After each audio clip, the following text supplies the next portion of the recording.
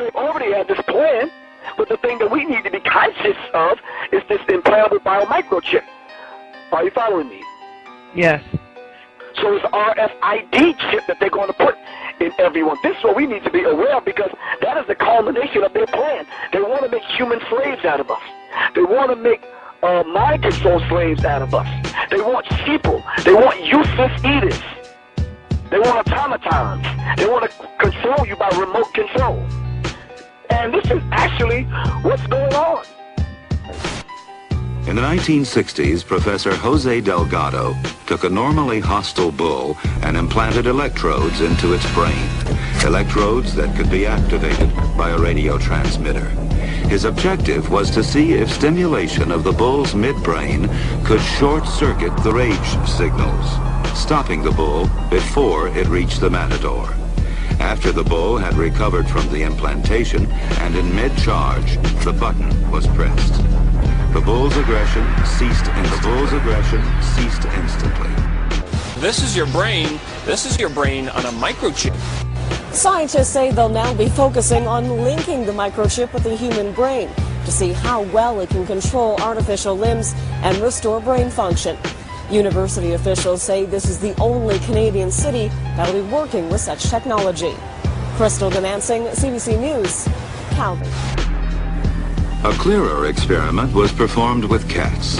In this classic example, the hypothalamus, the rhythm maker, was implanted with electrodes.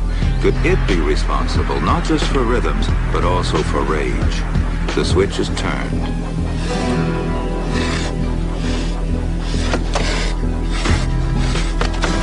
Then the switch is turned off.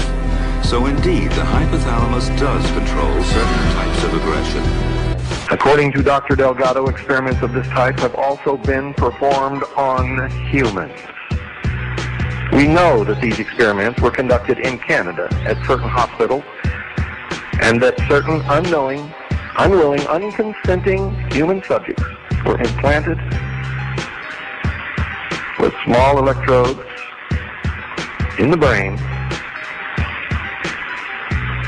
and to this day are still being controlled by their handlers.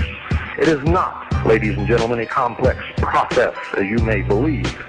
In fact, it need not even be implanted within the skull or be productive of stimulation of the brain. All that is needed to accomplish the radio control of the brain is a twitching muscle. The subject becomes hypnotized and a muscle stimulant is implanted. The subject, while under hypnosis, is commanded to respond when the muscle stimulant is activated, in this case by radio transmission. While the private was in a deep trance, Watkins told him that the officer sitting across from him was an enemy soldier who was going to attempt to kill him. In the private's mind, it was a kill or be killed situation. The private did not see his own officer sitting there. He saw an enemy soldier. The private immediately jumped up and grabbed the officer by the throat. The experiment was repeated several times, and in one case the man who was hypnotized and the man who was attacked were very close friends. And the results were always the same. Watkins concluded that people could be induced to commit acts contrary to their morality if their reality was distorted by the hypnotism.